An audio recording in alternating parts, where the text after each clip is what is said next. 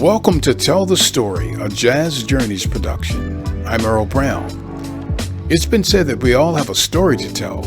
It might be fresh in our minds, it might be left in writings on stone or lost with traces in sand, or it might be staring right at us in mirrors as we try to find ourselves. Yes, we all have a story to tell that's worth listening to. So go ahead and tell the story.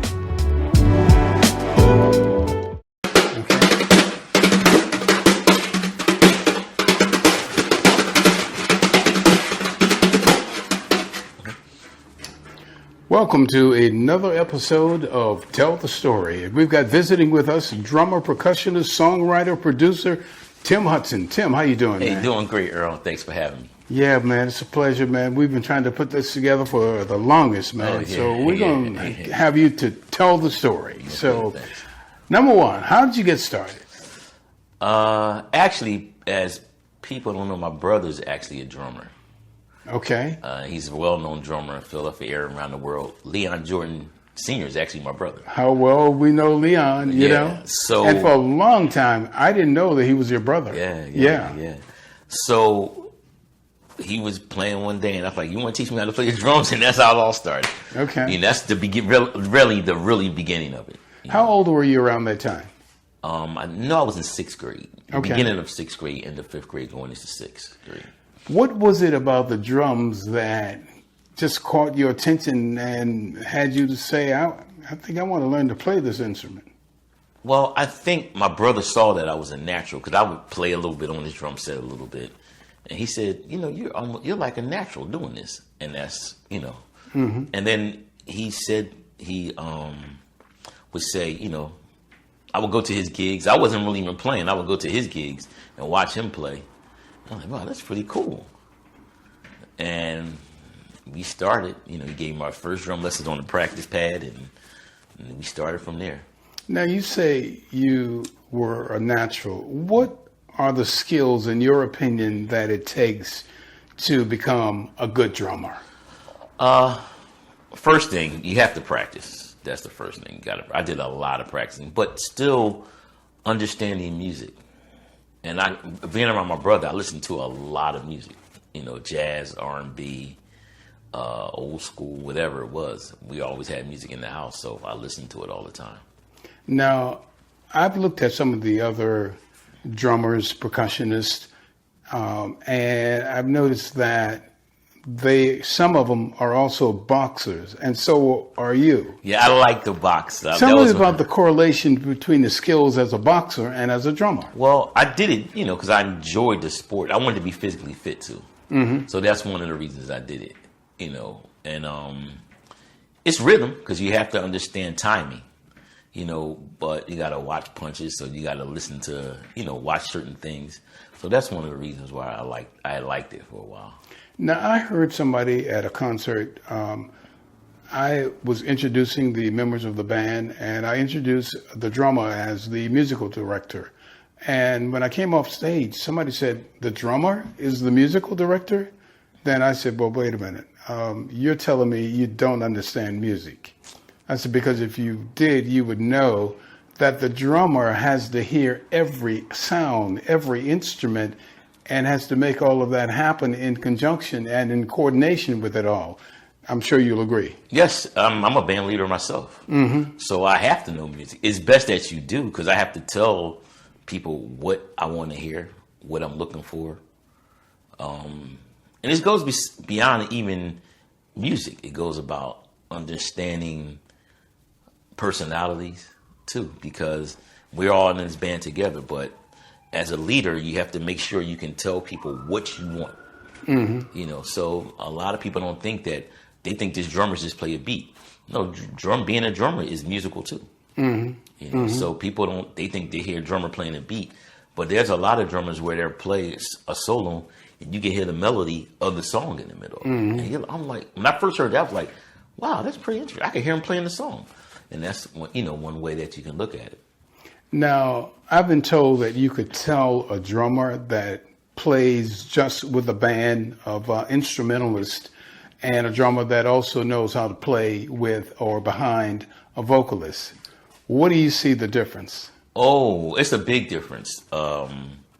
It all has it's all like a circle. It all comes to the same thing because I'm finding out that a lot of drummers now are not dynamically sound as drummers. What do you mean when you say that? Loud, soft, understand when you're playing behind a vocalist, it's not about you. It's can I accommodate them?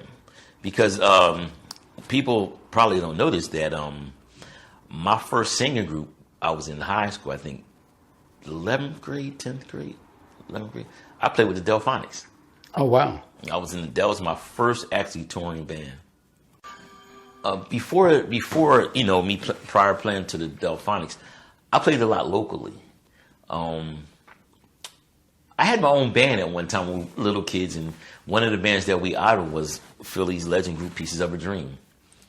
And actually, the drummer, Curtis Harmon, his brother was in the band.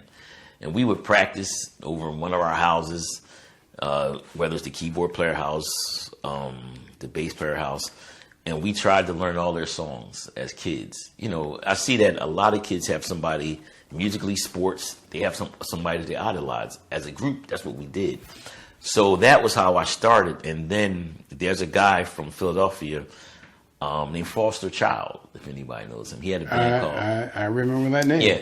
I was probably 15 playing with Foster.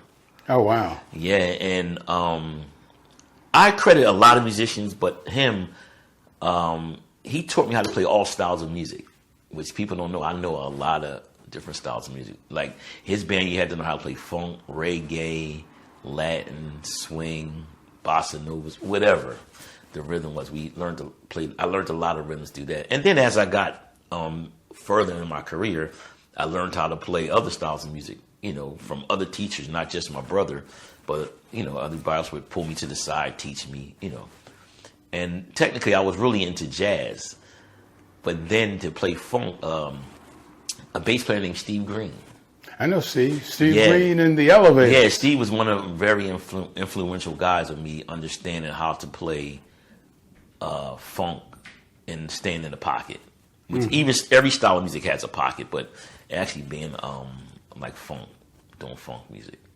What exactly is in the pocket? Pocket, think about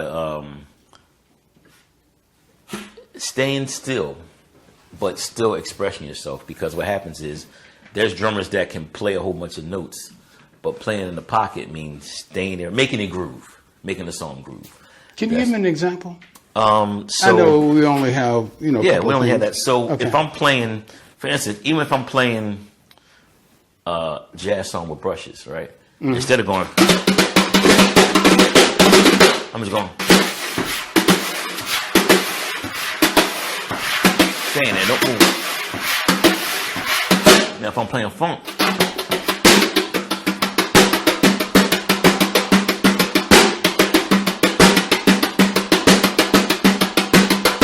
if I'm playing, let's say, a bossa nova,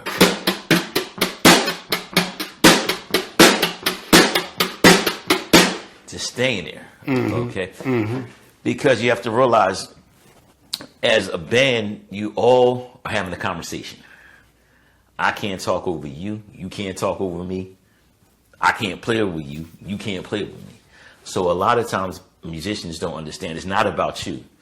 It's about how can we accompany each other. And if we're with the leader, how do we make that leader get up to that point? So when you're listening to, say, a vocalist and you're playing behind a vocalist, what are you looking and listening for? A lot of times when I'm playing with vocalists, I listen to dynamics of being loud, soft at that point. So you have to know where to be loud. And that just comes with experience. Where to be loud, where to be soft. You can't overpower the vocalist, because they're there to see the vocalist. You have to hear the vocalist. For instance, I play with Mesa Leak from Incognito. Right, sure. Her show is very dynamic. It's times where I'm playing sticks, I'm playing brushes, I'm playing actually a song with my hands as I'm playing congas or bongos. Give me an example of that. So One of the songs we do is called "Can We Change the World?" Okay. And it starts off with me just going.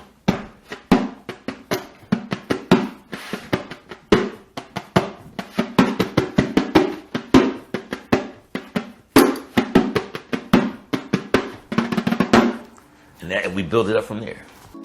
You've been listening to Tell the Story, but stay tuned because there's so much more to come. That's coming up next.